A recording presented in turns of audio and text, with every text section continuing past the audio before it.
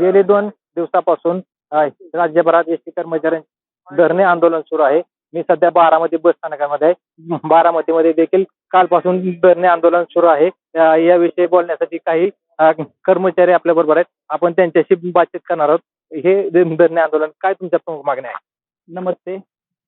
आमच्या सर्व एसटी कर्मचाऱ्यांच्या मागण्या त्यातली प्रमुख सर्वात पहिल्यांदा जी मागणी आहे ती सर्वांना राज्य सरकारी कर्मचाऱ्यांप्रमाणे वेतन हे मिळालेच पाहिजे आणि त्यानंतर इतर राज्य सरकारी कर्मचाऱ्यांना ज्या सुविधा आहेत, सुखसुविधा आहेत त्याप्रमाणे आम्हाला पण दिलं पाहिजे अशी मी आपणा चॅनल मार्फत मुख्यमंत्री साहेबांना आणि आपले उपमुख्यमंत्री साहेबांना विनंती करतो.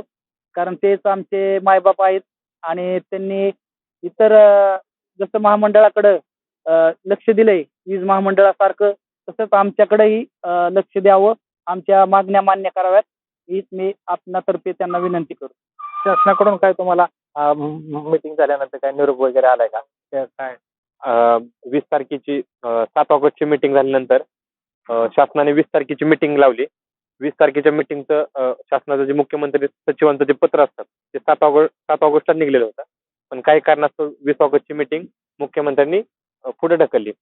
सरकार हे चालढकल करत आहे. त्यामुळे आधीच धरणे आंदोलन करण्याची वेळ आमच्या सर्व कर्मचाऱ्यांना आली. राज्यातल्या 248 डेपोंपैकी धरणे आंदोलन 14 संघटनांची कृती समिती तयार झाली. त्यांच्या कृती समितीच्या मार्फत हे धरणे आंदोलन होत आहे. माझी या निमित्तानं मुख्यमंत्री महोदयांना कळकळीची विनंती आहे, नम्रतेची विनंती की आपण आज संध्याकाळच्या मीटिंगमध्ये लवकरात लवकर हा शासन दरबारचा तोडगा आपल्या मध्यस्थीने काढावा आणि लवकरात लवकर प्रवाशांची सेवा करण्याची आम्हा सर्वांना संधी द्यावी. शासनाने कंत्राटी कामगार भराय सुरुवात केली, काय सांगले? प्रथमतः मी साम टीव्हीच्या माध्यमातून आमचं प्रवासी दैवत यांचा मी जाहीर माफी मागतो. कारण हे धरणे आंदोलन करण्याची वेळ या सरकारनं आमच्यावर आणलेली आहे. या माध्यमातून सरकारनं जर काही कंत्राटी पद्धतीनं भरती करण्याचा प्रयत्न केला आणि नवीन कामगार काय अन्याय करण्याचा प्रयत्न केला तर आम्ही जे एसटीचे तमाम कर्मचारी या गोष्टीचा आम्ही तीव्र पद्धतीने निषेध करू आणि कुठल्याही कर्मचाऱ्यावर अन्याय होऊ देणार नाही हे या ठिकाणी मी तुम्हाला ग्वाही देतो. ही परिस्थिती हालाकीची असताना देखील तुम्ही या आंदोलनामध्ये सहभागी झाला, काय सांगाल? माझी आता सध्याची परिस्थिती, माझी दोन्ही मुलं अपंग हँडिकॅप असून मी चालक पदावर काम करत आहे बारामती आगारामध्ये.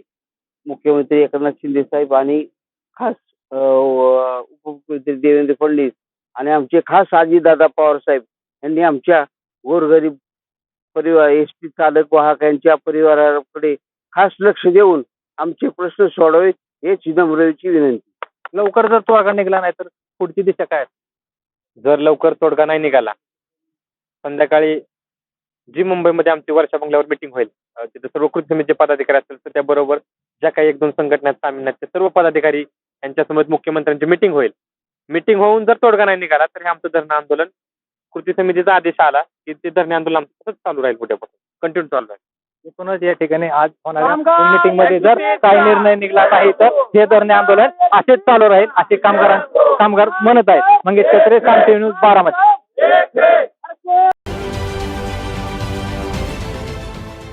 देश विदेशातील प्रत्येक घडामोडींचे लाईव्ह अपडेट मिळवण्यासाठी आता साम टीव्हीच्या सर्व सोशल मीडिया प्लॅटफॉर्मला लाईक, फॉलो आणि सबस्क्राईब करा.